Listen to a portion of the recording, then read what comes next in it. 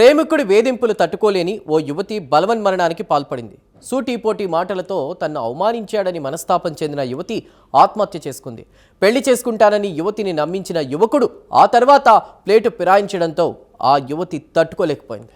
వేరే వ్యక్తితో తరచుగా ఫోన్ మాట్లాడుతున్నావని ఆరోపణలు గుప్పించడంతో ఆమె హృదయం తల్లడిల్లింది. అవమాన భారాన్ని మోయలేక ఆత్మహత్యకు పాల్పడింది.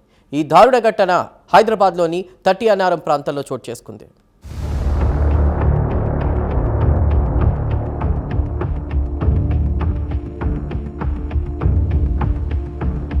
హైదరాబాద్లోని నాగోల్ పరిధి తట్టి అన్నారంలోని తెలంగాణ కోఆపరేటివ్ హౌసింగ్ బోర్డ్ కాలనీలో ఐశ్వర్య అనే 19 ఏళ్ల యువతి నివసిస్తోంది. వనస్థలిపురం పరిధిలో హస్తినాపురం, గాయత్రీనగర్లో సభావత్ మహేష్ నివాసముంటున్నాడు. మహేష్ అలియాస్ ఆనంద్ ఆటో డ్రైవర్గా జీవనం సాగిస్తున్నాడు. ఐశ్వర్య, ఆనంద్ ఇద్దరూ గత 2 ఏళ్లుగా ప్రేమించుకుంటున్నారు. పెళ్లి చేసుకుంటానని కూడా అనేకసార్లు తన ప్రేయసికి చెప్పాడు. మీ పెద్దలను ఒప్పించు, పెళ్లి చేసుకుందామని మహేష్ ఐశ్వర్యతో చెప్పడం, ఆమె తన తల్లిదండ్రులను ప్రేమ పెళ్లికి ఒప్పించింది. ఇక్కడి వరకు బాగానే నడిచిన వీరి ప్రేమ వ్యవహారం అనూహ్య మలుపు తీసుకుంది. యువతి జీవితంలో చీకట్లు నింపింది.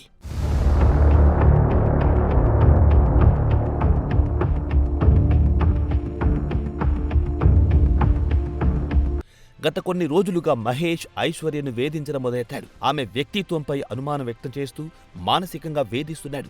జనవరి 5వ తేదీన ఐశ్వర్యను కలిసిన మహేష్ ఆమెను మరోసారి అనరాని మాటలన్నాడు. నువ్వు ఎవరితోనో తరచూ ఫోన్లో మాట్లాడుతున్నావంటూ ఆమెపై అనుమానం వ్యక్తం చేశారు.